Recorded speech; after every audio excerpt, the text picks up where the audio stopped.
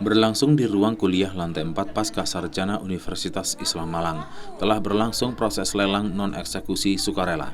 Ada 5 item atau slot barang yang dilelang tersebut yang merupakan salah satu dari proses penerapan mahasiswa belajar Kampus Merdeka, Prodi Magister Kenotariatan, Unisma, dengan menghadirkan praktisi pejabat lelang kelas 2 Malang.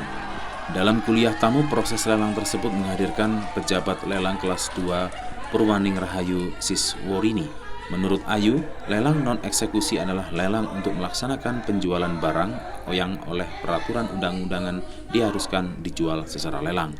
Lelang non-eksekusi sukarela adalah lelang atas barang milik swasta, orang, ataupun badan hukum, badan usaha yang dilelang secara sukarela.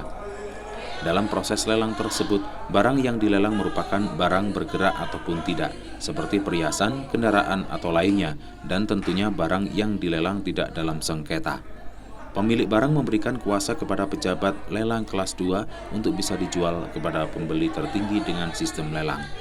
Pejabat lelang kelas 2 adalah orang yang khusus diberi wewenang oleh Menteri Keuangan untuk melaksanakan penjualan barang secara lelang atau permohonan balai lelang selaku kuasa dari pemilik barang yang berkedudukan di kantor pejabat lelang kelas 2. Untuk melaksanakan lelang tidak harus kuasa dari balai lelang, melainkan bisa dari penjual langsung.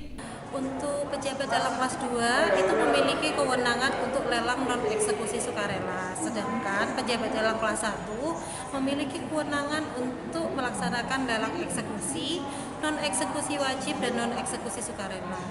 Bedanya lelang non-eksekusi dan non-eksekusi nanti bisa dicek di PMK nomor 213 tahun 2020 tentang prosedur pelaksanaan lelang. Untuk lelang non-eksekusi sendiri ini memiliki poin utama, yaitu agar penjualan yang ada di Indonesia ini lebih tercatat secara administratif dan bisa memiliki harga naik-naik yang maksimal. Sehingga jika barang yang ditawar itu memiliki harga yang maksimal, akan memberikan keuntungan ekonomis yang lebih baik bagi penjual untuk meningkatkan perekonomian yang ada di Indonesia. Selain itu juga ada unsur penarikan PNBP. Nah, penarikan PNBP itu nanti bisa dialokasikan oleh pemerintah untuk mengelola pemerintahan ini. Sementara itu, dosen Pasca Sarjana Prodi Magister Kenotariatan, Elisatin Ernawati, menegaskan praktek lelang non-eksekusi sukarela ini merupakan implementasi program mahasiswa belajar Kampus Merdeka, di mana mahasiswa dipertemukan langsung dengan praktisi sekaligus mensimulasikan proses lelang yang sebenarnya. Dengan model pembelajaran praktisi mengajar ini diharapkan mahasiswa lebih memahami secara faktual kondisi sebenarnya bagaimana proses lelang berlangsung.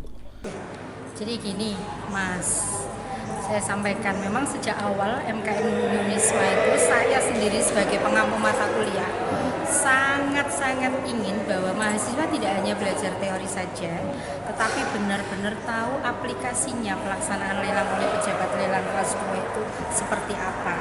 Dari semua yang sudah saya sampaikan di awal perkuliahan, itu kan bermuaranya nanti pada mereka agar bisa membuat risalah lelang. Risalah lelang yang dibuat oleh pejabat lelang kelas 2. Nah, ini sangat inline dengan Kampus Merdeka Belajar juga, yang mendatangkan praktisi khusus yang mempunyai keahlian di bidang itu. Seperti itu. Agar ya kompetensi mahasiswanya benar-benar kompeten, tidak sekedar tahu tapi tidak memahami sebenarnya seperti apa pelaksanaannya di dalam praktek. Sementara saat proses lelang, pejabat kelas 2 menawarkan setiap barang kepada calon pembeli dengan harga awal yang sudah ditentukan, di mana dalam proses penawaran tersebut, setiap calon pembeli bisa menawar harga tertinggi dan bersaing harga dengan calon pembeli lainnya. Ada batasan waktu yang diberikan saat proses lelang berlangsung, dan penawaran tertinggi bisa mendapatkan barang yang dilelangnya. Dari Kota Malang, Akbar Atifi melaporkan.